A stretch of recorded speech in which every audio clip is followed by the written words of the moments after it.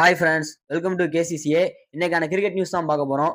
என்னன்னா Faf du Plessis new record வச்சிருக்காரு. என்னன்னு பாத்தீங்கன்னா 41 வயசுலயும் சூப்பர் ஃபார்ம்ல இருக்கிற Faf du Plessis major league கிரிக்கெட்ல அன்பீட்டு 113 ரன் அடிச்சு T20 கிரிக்கெட் ஹிஸ்டரியிலேயே ஓல்டஸ்ட் செஞ்சுரியன்னு புது ரெக்கார்ட் செட் பண்ணியிருக்காரு. அவரோட இந்த இன்னிங்ஸ்னால டெக்சாஸ் சூப்பர் கிங்ஸ் 6 விக்கெட் வித்தியாசத்துல வின் பண்ணிருச்சு. வைபவ் சூரியவன்சிக்கு மட்டும் ஸ்பெஷல் பெர்மிஷன் கொடுத்திருக்காங்க பிசிசிஐ.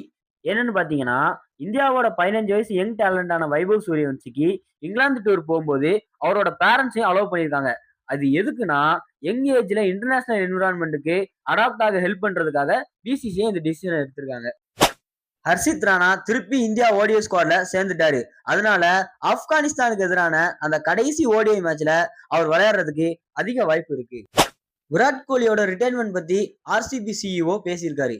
என்ன பேசியிருக்காருன்னா, விராட் கோலி 2030 வரை ஐபிஎல்ல பிளே பண்ண வாய்ப்பு இருக்கு, அவரோட ஹங்கர் இன்னும் குறையல அப்படின்னு சொல்லியிருக்காரு. இந்தியா உமன்ஸ் டீமுக்கு ஒரு இன்ஜுரி ஷாக்.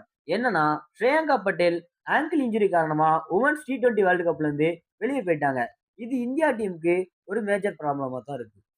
இன்னையோட ஒரு முக்கியமான நியூஸ், இங்கிலாந்துக்கும் நியூசிலாந்துக்கும் நடந்த அந்த செகண்ட் டெஸ்ட் மேட்ச், சாரி ஆர்ச்சருக்கும் கிளென் பிலிப்ஸ்க்கும் நடந்த அந்த செகண்ட் டெஸ்ட் மேட்ச் என்ன ஆச்சுன்னா, ஆர்ச்சர் இந்த பக்கம் மாறி மாறி பவுன்சரா வீச அந்த பக்கம் ஸ்ட்ராங்கான பேட்டிங்கை காமிச்சு கிளென் பிலிப்ஸ் நல்லாவே பேட்டிங் ஆனாரு.